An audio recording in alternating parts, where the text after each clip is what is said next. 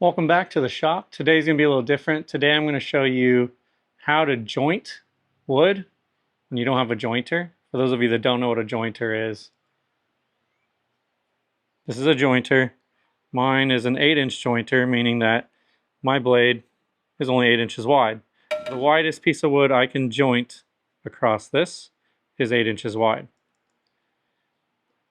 A lot of people don't have jointers and want to be able to joint the face of their wood so it's flat. That's essentially what you're doing. You're taking cupped, twisted wood that's not perfectly flat and you're trying to mill it down so you can have like a flat face.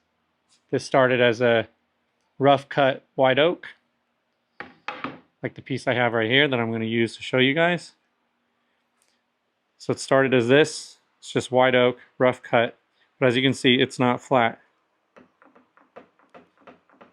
A lot of people think they can just throw this through their planer. Most people have a planer. My planer is 13 inches wide, so I use this to joint when my wood is going to be wider than the 8 inches my jointer can handle. So today I'm going to show you how to properly joint a piece of wood that either is too wide for your jointer, or you don't have a jointer and don't want to go spend the thousands of dollars for one, which I don't blame you. They aren't cheap and they take up a lot of space. And I will show you how you can joint wood with a planer. First thing you will need though is everything you see here. Your piece of wood you're going to joint. I'm using a piece of melamine because it's pretty much completely flat. You need whatever you're going to attach this to be completely flat. And it can't be wider than your jointer. So this one that we use is just under 13 inches. You're going to need some shims. You can make them or buy them. We buy ours because we're lazy. And a glue gun, a hot glue gun. I just recently ordered this one. Got it on Amazon. It was like 30 bucks. Works with my DeWalt batteries and works great. So I'm going to show you how you prep this on your jig or sled or whatever you want to call the melamine piece or plywood that you're going to use. And then I will show you how you properly joint it on your planer. Okay, so the first thing you're going to do, so you can see right here, this corner's up.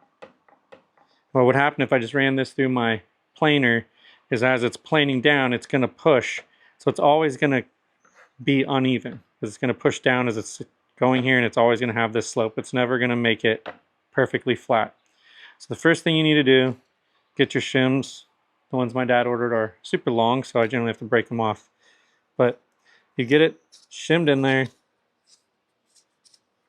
to where this corner isn't moving. As you can see now, that corner doesn't move.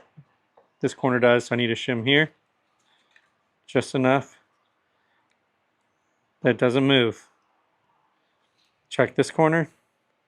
Both these corners need to be shimmed. Sometimes you can just shim one, and that's where the cup or twisting is. Sometimes you got to shim all the corners. Just depends on the piece of wood you're using. So I'm going to shim this side. Went too much. Still solid. Okay. Now I just got to shim this corner because it's still pretty bad.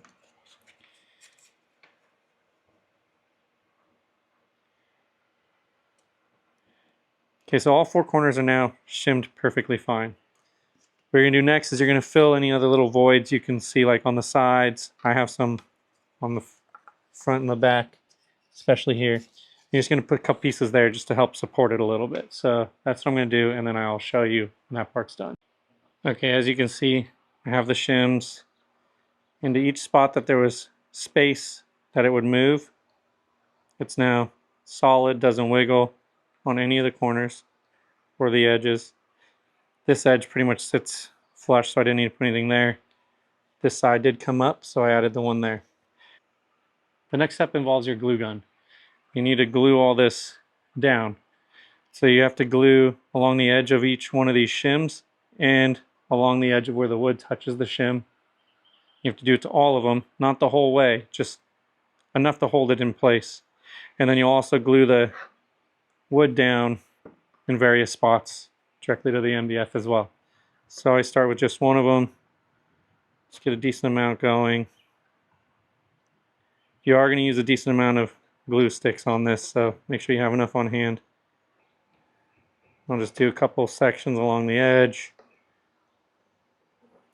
because you want to make sure this is not going to move at all while it's going through the planer. If it moves, it will not be jointed correctly. So just take your time to make sure your prep work is done correctly. Otherwise you won't get the results you want. Okay, here you can see how I glued it down.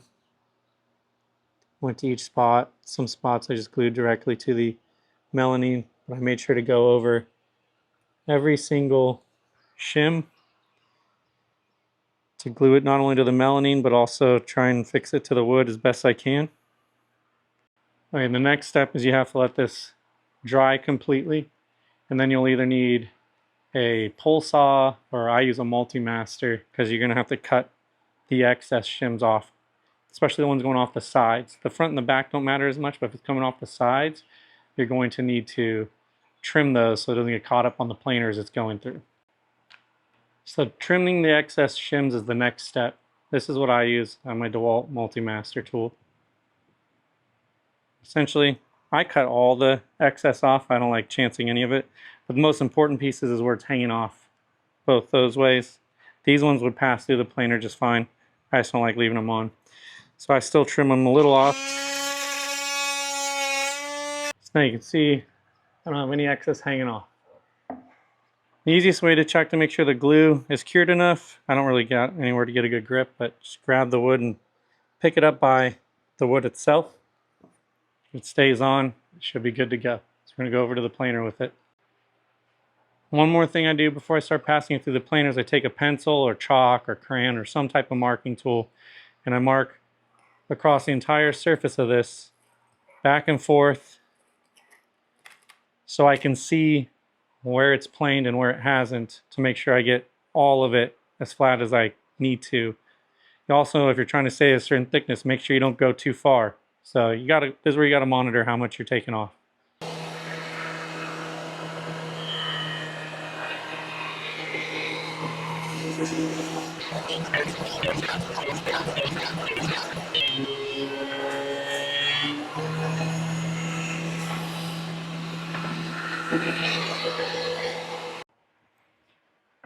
Alright, so the next step is done.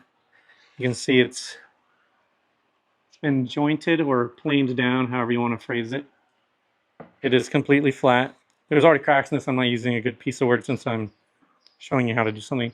Next part is you got to pry this off of this wood.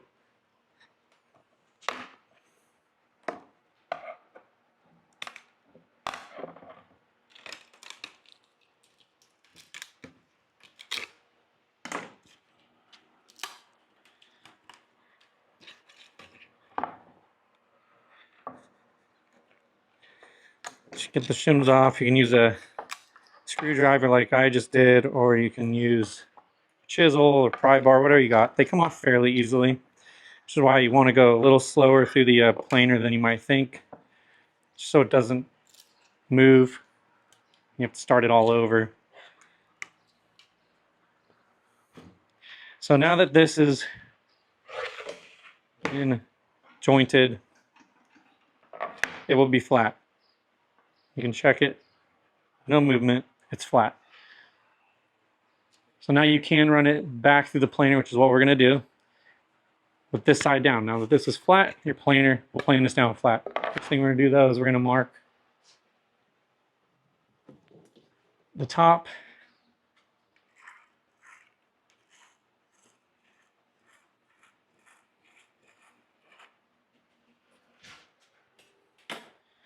Then we're going to go back over the planer, where we will once again run it through this until this side is flat.